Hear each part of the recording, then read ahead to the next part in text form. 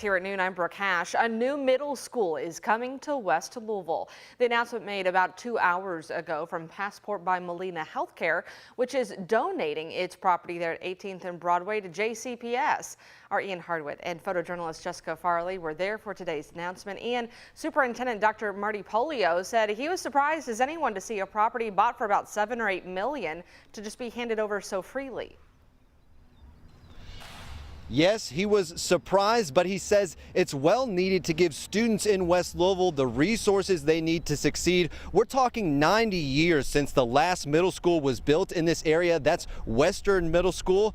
And since 1952, when Central High School was built, before Muhammad Ali walked through the halls, that a school was built in general in West Louisville. And beyond this initial school building that's being built, the district plans on an administrative office for this site too. That's part of the Phase 2 development, which will include a spot for health care and health insurance services by Passport. That's the company that donated this land. Now, Superintendent Dr. Marty Polio and other government leaders acknowledged this development is one that's long overdue.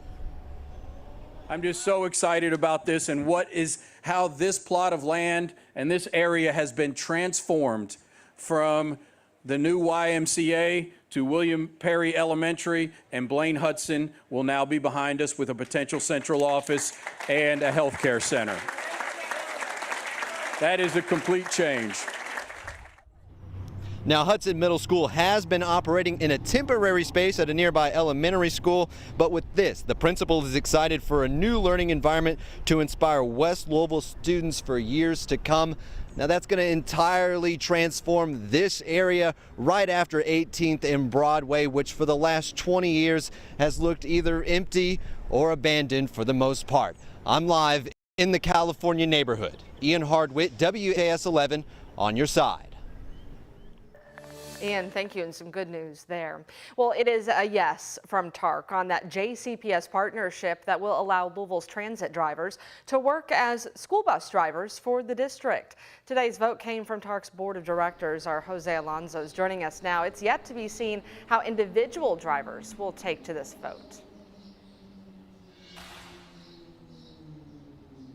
Brooke, that is right. Every single board member unanimously agreed that this wouldn't just benefit the transportation department itself, but the community as a whole. And of course, this is leaving open the opportunity for up to 70 bus drivers to partner and contract with JCPS. Now, this is going to help the bus driver shortage that they are seeing at the moment and ease the burden on TARC, which is anticipating cuts in routes and drivers. This is a precedent-setting thing to be able to bring that many people together and try to solve some problems, though we know we have a much bigger issue that we continue to have to fight for, which is to get the dollars we need to give TARC the future it needs. You just heard from Ozzie Gibson, who is officially stepping in as the permanent executive director of TARC, and he's getting final approval of his benefits today by the board. Now, the meeting just wrapped up a few minutes ago, so hopefully we're able to catch Mr. Gibson right after this to ask him a few questions about this approval and how this is going to be benefiting JCPS as well. And also reach out to the school district to see if they'll be willing to comment about this approval as well. Now, this is just the first step of many to troubleshooting JCPS's busing situation. Reporting live at TARC headquarters, I'm Jose Alonso for WHAS 11 on your side. All right, we'll have more of Jose's coverage on both of these stories, as well as with Ian there in the new West Middle School at 4, 5, and 6 tonight. Kentucky State Police are searching for a missing child in Ohio County for an 8-month-old named Maya Tucker out of Reynolds Station. Take a look here at her photo. Authorities say the baby was last suspected to be in the care of her parents, Cage Rudd and Tesla Tucker, both of whom are now behind bars for drug charges. The 8-month-old was nowhere to be found during a welfare check. KSP is requesting anyone with information on Maya's whereabouts to contact them. That number there on your screen at 270-826-3312. New Chapel EMS is responding to an open letter from the Clark County Health Officer about ambulance services in town. In his letter, Dr. Eric Yazel said the county has taken steps to mitigate the strain on the system from a shortage of employees at New Chapel. That's the agency founded by former Clark County Sheriff Jamie Knoll, who's now in jail. In a statement, New Chapel EMS said it has been well documented there is a nationwide EMS staffing shortage. This problem is not exclusive to our community or to New Chapel as a company.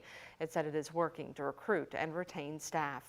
In his letter, Dr. Yazel said since June 1st, only one prolonged response time of 20 minutes has been reported, and he says they will continue to monitor those times. Officials in Bullitt County are working to rehabilitate a former toxic waste dump site into a public space. Smith's Farm between Brooks and Shepherdsville has been undergoing rehabilitation since about 1989 after being deemed toxic by the EPA. State Senator Michael Nemes said Ford Motor Company is the main business working with the EPA to clean up heavy metal waste. They've filled the property and they have air vents and they have all kinds of stuff up there. They have a water treatment plant and this and that so that the heavy metals won't go into the streams and that around there. Senator Nemes said the project is still in the conversation stage and county officials have reached out to local companies for investments and are exploring potential uses for this land. Louisville's currently in the design phase of its reimagined 9th Street project. Its goal is to convert the road from a 6-lane thoroughfare to a more narrow roadway with landscaping and possibly some public art. The city also wants to make the area safer, especially when it comes to speeding. For years, the wide corridor has acted as a barrier between downtown and West Louisville, and last night community members got a chance to weigh in on those plans. People don't feel like it's a safe place for them to be as people, so we want to make this street feel more like a corridor that belongs in an urban neighborhood rather than an extension of an off-ramp for the interstate.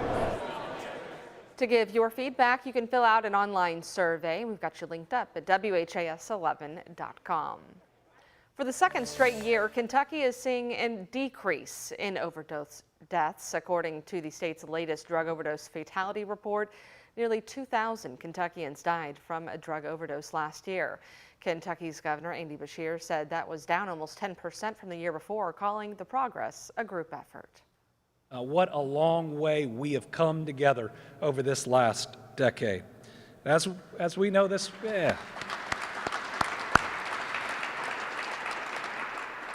But as we know, this work is never ending, and there are still more holes that we have to fill. And so we look for the next challenge and the way we do our current work better.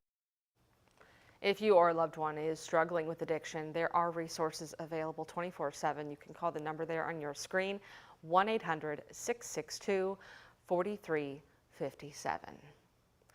Tonight, Sherman Minton construction crews will be repairing guardrails in several areas throughout Indiana. Starting at 9 o'clock tonight, they will close the right lanes of the 265 eastbound ramp to 265 south and the 265 westbound ramp to 64 west. You'll still be able to use these ramps, just be cautious. We're talking about lane closures. It should be back to normal by 5 tomorrow morning. And additionally, the I-64 eastbound ramp to 265 north will close at midnight. If you need access to the interstate, you'll have to continue to the New Albany exit and follow detours there. That ramp will open back up at 4 tomorrow morning.